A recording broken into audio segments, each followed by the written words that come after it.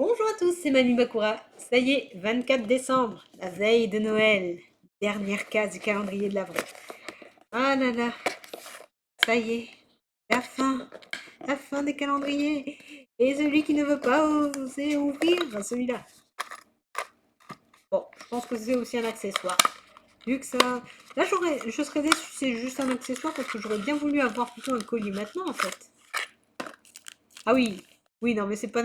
Ouais, oui. Vous voyez, l'accessoire est quand même autre. Et je vous dirai aussi lequel j'ai préféré. Je regarde derrière s'il était écrit une réplique et tout, mais non. Enfin, de l'art quand même, mais il est bien fait. Doré et tout ça. Juste magnifique.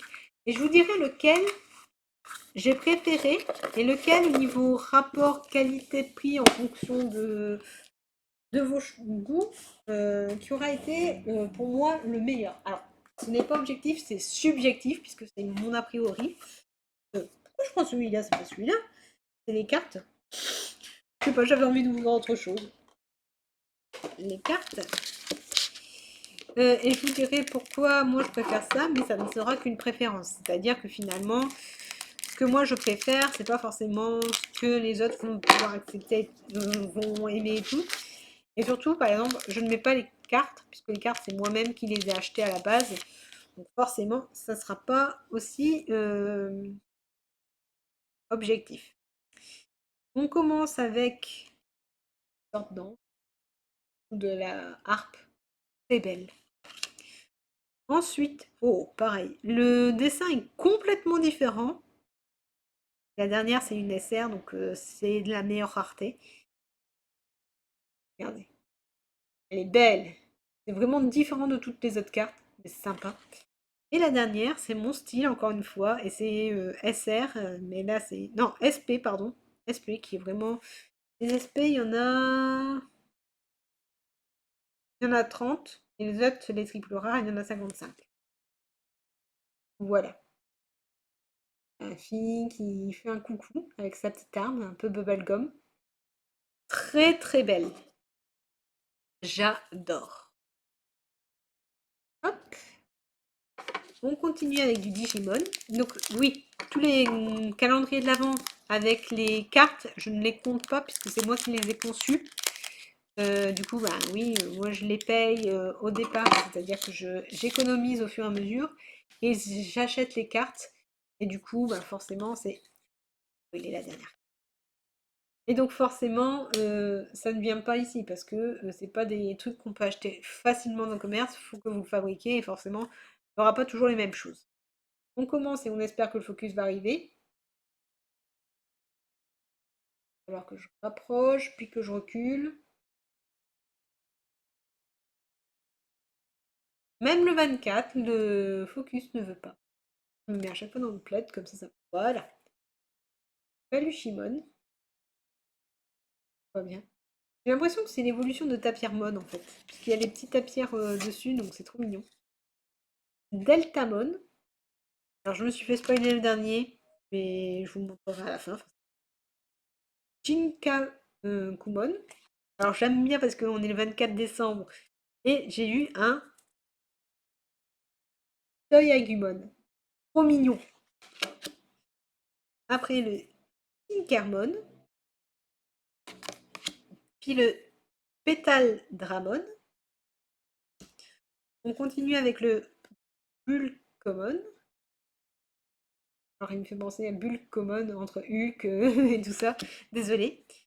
Celui-là, je l'ai déjà aussi. C'est Demiméramon. C'est mon egg. Mais encore une fois, c'est un rouge. J'aurais préféré du jaune. Tauropiamon. Ensuite, Pil Volcamon. Cutin Age. Et la dernière est une R, mais je crois que ça doit être une alternative parce que je n'ai pas vu beaucoup de cartes comme ça. Ça, c'est une belle carte aussi. Et c'est du jaune. Et c'est du jaune en 3. Donc je vais pouvoir vraiment l'utiliser.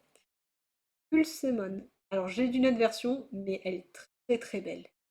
Je crois que c'est pareil, c'est une carte assez rare. En plus, même le revêtement est complètement différent. Je crois que Brian va un peu rager. Ryan, si tu écoutes ça, ben voilà, tu me diras quoi.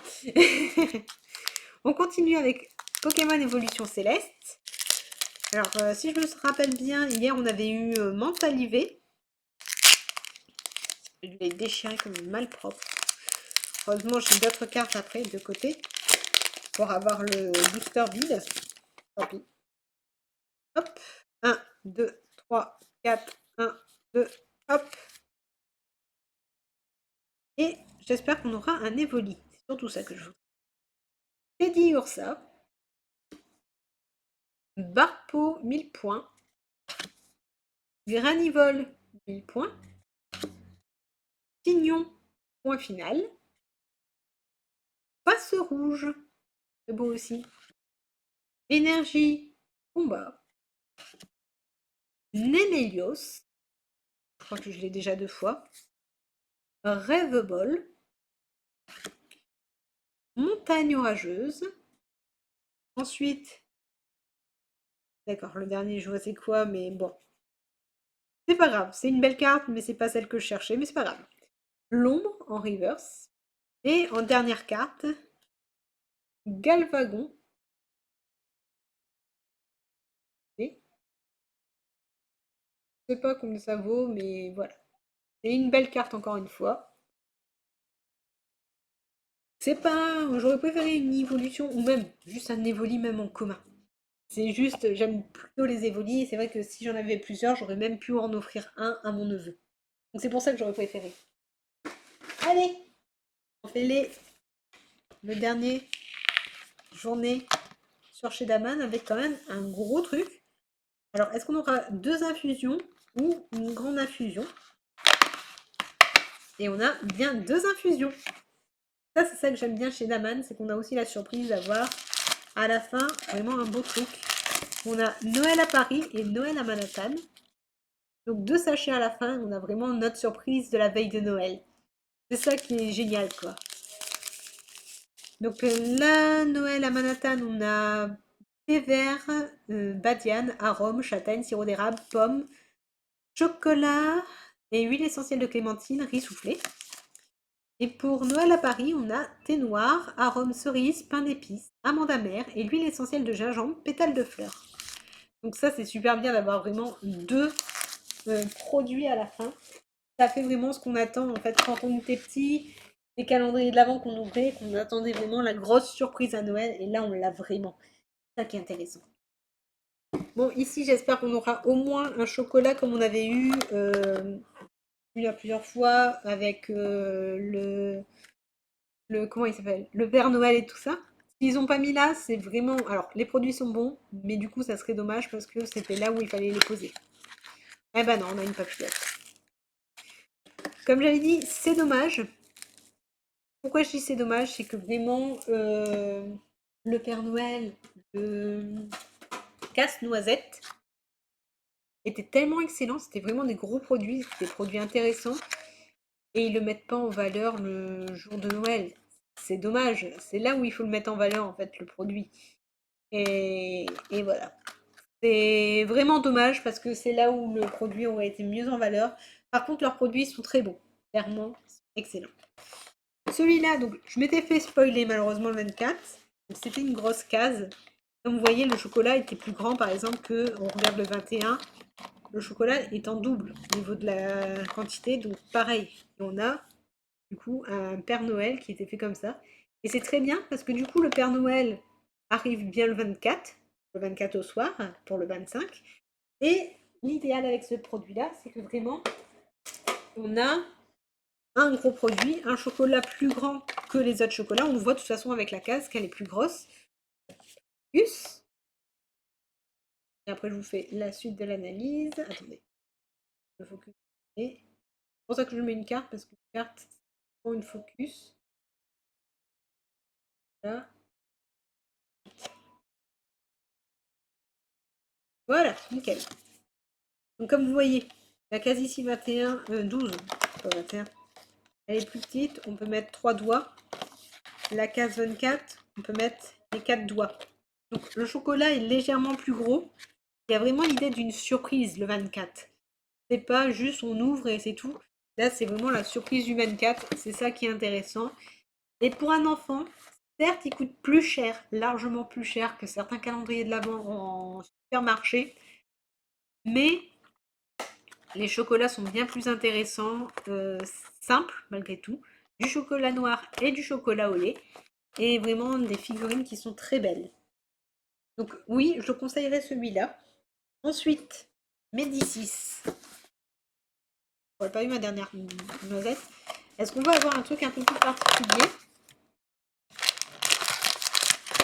Ah oui, bien, bien. Bon truc. Donc on en a eu deux. Le galet rouge Christmas de Lorenzo et le galet Lorenzo blanc.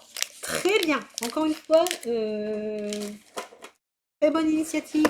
Celui-là aussi. C'était un très bon calendrier de l'Avent. Après, je dirais de toute façon lesquels j'ai préférés. En calendrier de l'Avent alimentaire et calendrier de l'Avent non alimentaire, mais forcément j'en ai qu'un seul. Oui, j'en ai qu'un seul de toute façon. Je vais vous dire s'il était bien à prendre ou pas celui-là, mais en fonction du prix de chacun veut mettre. Et j'ouvre le dernier calendrier de l'Avent avec les colliers. Est-ce qu'on va avoir aussi une surprise sur celui-là? La surprise, c'est que sûrement il y avait un truc qui était bien et qu'il est tombé en dessous en fait. Donc je vais voir s'il n'y a pas un truc qui est tombé. Maintenant je peux rouvrir tout. Alors attendez. J'ouvre le calendrier de l'Avent. De toute façon après, on va devoir jeter tous les papiers. Un petit instant, j'ouvre pour voir s'il n'est pas tombé ailleurs.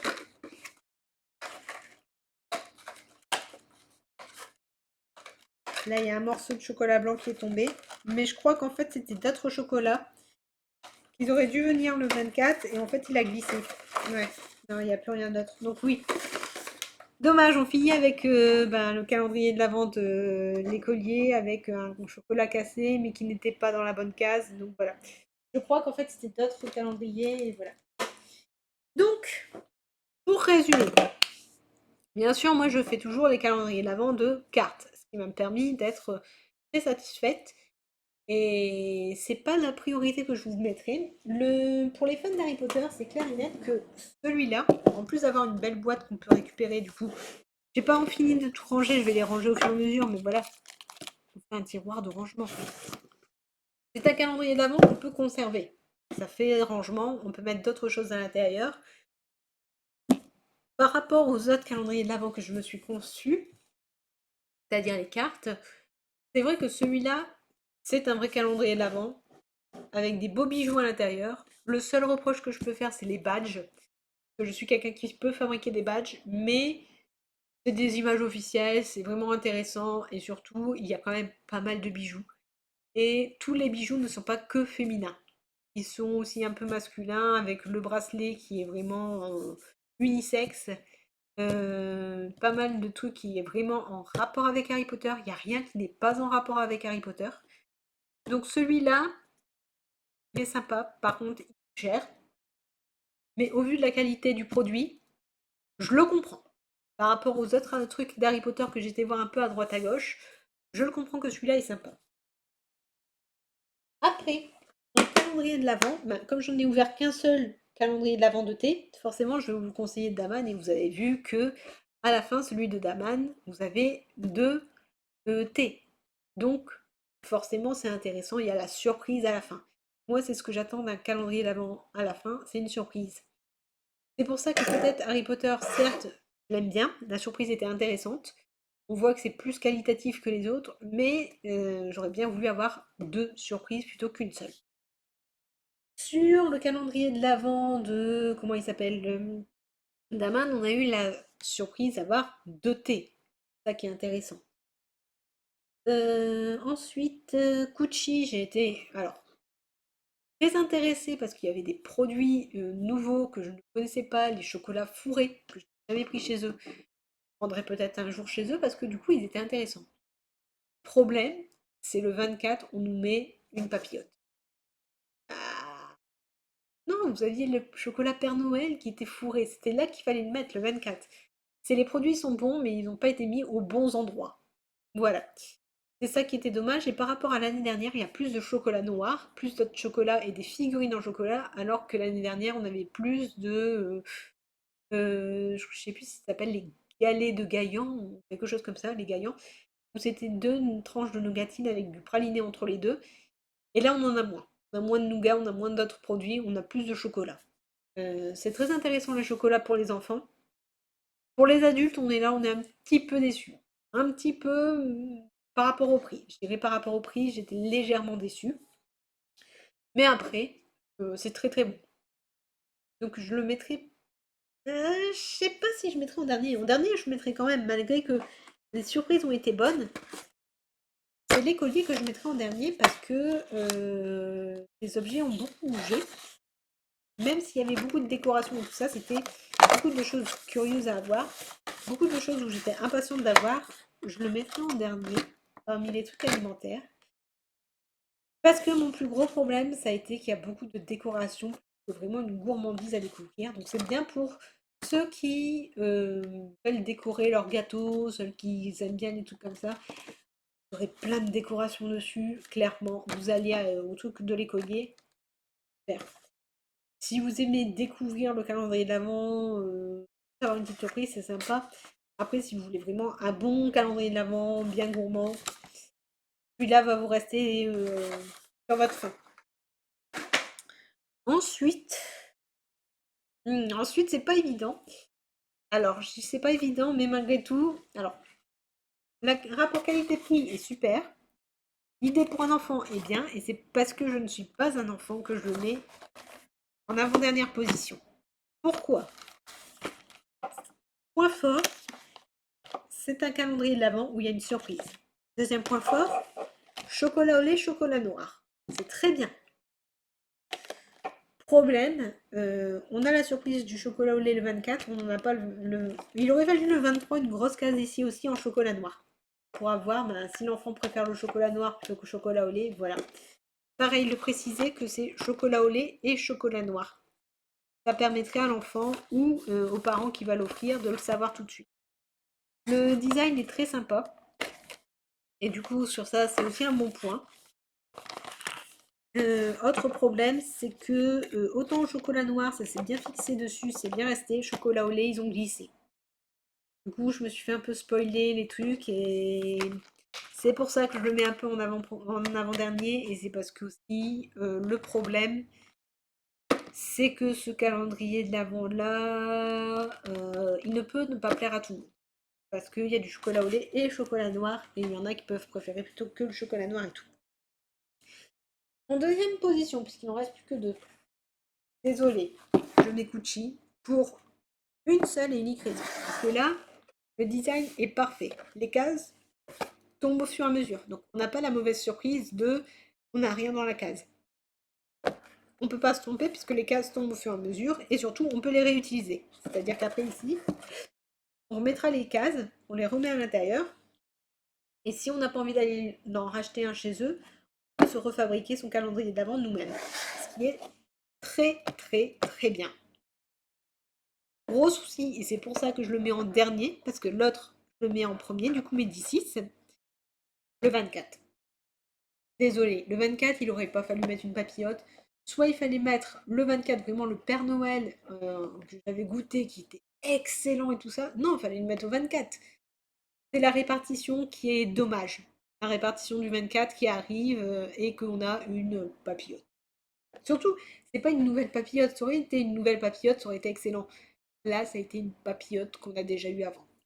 Dommage. Dommage, c'est vraiment ça qui casse le truc, parce que même si on peut réutiliser le calendrier d'avant, si on peut faire plein de choses et tout, le problème, ça a été la surprise du 24. Ou alors, si on mettait une papillote, il fallait mettre une autre surprise avec. Et du coup, en premier, je mets mes 10-6. Parce que déjà, la présentation est belle. Les trucs ne tombent pas. Super. Les cases s'ouvrent très facilement. J'ai jamais eu de problème à ouvrir une case. Sont simples. On n'a pas au départ, on se dit le 24, on va avoir la même chose que les autres jours. Et on a la surprise du 24. Ça, c'est ce que je recherche quand j'ouvre un calendrier de l'Avent. La surprise du 24. C'est bien présenté, parce que voilà, vous avez même le petit fil rouge et le focus est revenu. Hein.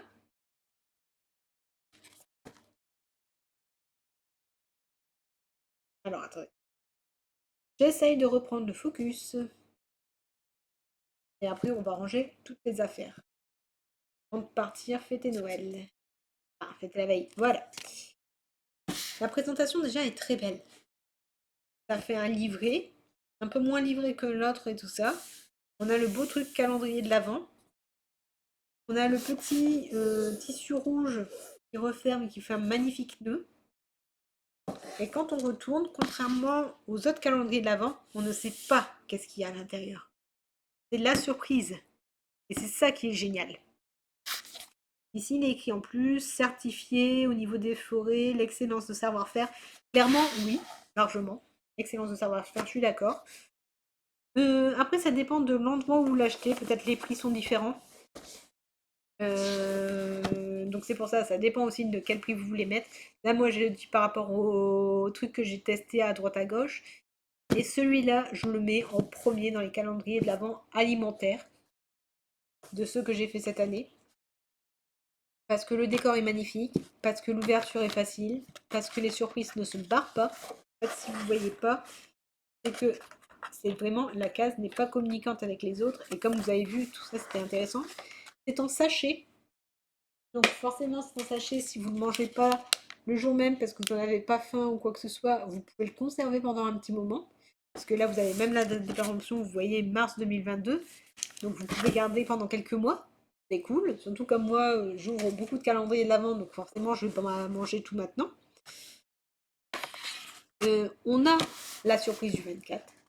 Parce qu'on se dit, bon, bah, ça a la même taille, c'est la même chose et tout ça, et on ne peut pas avoir de surprise. Et on ouvre, je vois d'abord le truc, je fais, d'accord, il n'y a pas la surprise. Et non, il y a la surprise juste en dessous. Très bien fait. Médicis, bravo. Juste bravo. J'aurais eu ça quand j'aurais été enfant. J'aurais été juste super heureuse parce que certes, il y a eu quelques fois des produits en double, mais pas tellement. On part par rapport aux autres qui ont eu quand même beaucoup de produits en double. Celui-là, on a eu le moins, je trouve. Il y en a eu, mais moins. Et surtout, ceux en double, c'est des trucs que je voulais. C'était Caprice de noisette. Le décor est beau. C'est un décor simple et tout ça. Voilà quoi, j'ai adoré. Et après, concernant le calendrier de l'Avent, des cartes, donc Pokémon, Digimon, Vanguard. Pokémon, ça a été la folie. Et Pokémon, heureusement, j'avais mis des réserves déjà d'avance. Donc je fais de toute façon en avance toujours des réserves, c'est-à-dire que j'en prends un tout petit peu chaque mois, pas tout de suite beaucoup, et je les garde comme l'écureuil de ce calendrier de l'Avent là, pour me faire mes économies. Vanguard, ça a été parce que forcément je me suis acheté un display et du coup j'en ai acheté plusieurs fois et du coup je les ai conservés. Et Digimon, pareil, je m'étais acheté des displays, je les ai conservés et je les ai mis de côté. Du coup, si vous voulez faire des calendriers de l'Avent de ce style-là, je vous conseille, alors peut-être moins Pokémon, parce que Pokémon pour l'instant c'est la folie, on verra bien en fonction de l'année prochaine comment ça va aller. Mais je vous conseille de prendre soit un display que vous ouvrez en partie l'année et l'autre partie vous en gardez pour Noël. Il vaut mieux commencer à partir du mois de janvier. Moi je commence de toute façon au mois de janvier, à partir des soldes, je vais chercher un peu à droite à gauche et je referme tout dans une petite boîte et je les conserve et je les attends et je regarde. Sinon, voilà, non, moi je dirais ça pour Pokémon. Pour Digimon, c'est assez récent qu'ils sont revenus, donc je conseille pareil. Achetez un display par contre. N'achetez pas 5 displays, achetez-en un seul. Comme Vanguard. Si vous faites du Vanguard ou d'autres choses comme ça, achetez un seul display parce que comme je vous l'ai dit, par exemple avec Storm of Blue Cavalry, j'ai eu beaucoup de doubles. Si vous n'êtes pas quelqu'un qui collectionne ou vous n'avez pas envie de casser la tête à dire il faut que j'aille jeter ceci, cela, ou il faut que j'aille les. Pas les jeter. Échanger, pas jeter. Échanger avec les gens, mais vous n'avez pas la possibilité d'échanger tout de suite. Non, non, faites pas ça ou quoi que ce soit. Je vous le déconseille en tout cas.